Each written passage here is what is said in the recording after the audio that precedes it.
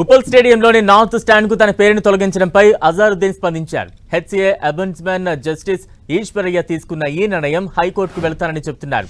ఇందులో ఎలాంటి కుట్రకోణం, స్వప్రయోజనాలు లేవని స్పష్టం చేశారు.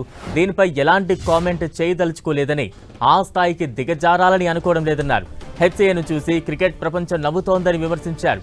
17 ఏళ్ల క్రికెటర్ కెరీర్, దాదాపు 10 ఏళ్ల పాటు భారత జట్టు కెప్టెన్ గా ఉన్నారని గుర్తు చేశారు. కెప్టెన్ గా భారత జట్టుకు ఎన్నో విజయాలు అందించారని, డిస్టింక్షన్ లో పాస్ అయిన వ్యక్తినంటూ చెప్పుకొచ్చారు. హైదరాబాద్ లో క్రికెటర్లను ఇలాగే గౌరవించేది అంటూ ప్రశ్నించారు. ఇది చాలా బాధాకరమని, దీనిపై తప్పకుండా కోర్టుకు వెళతారని, 100% న్యాయం జరుగుతుందని ఆశిస్తున్నట్టు తెలిపారు. హెచ్సీఏ అధ్యక్షుడిగా ఉన్నప్పుడు అజారుద్దీన్ తన పేరును స్టాండ్ కు పెట్టించడం సరైన నిర్ణయం కాదని, ఇందులో విరుద్ధ ప్రయోజనాలున్నాయని అంబుడ్స్మన్ పేర్కొన్నారు. వెంటనే స్టాండ్ కు అజార్ పేరును తొలగించడంతో పాటు క్రికెట్ మ్యాచ్ల టికెట్లపైన ఆ ప్రస్తావన లేకుండా చూడాలని హెచ్సీఏను ఆయన ఆదేశించారు.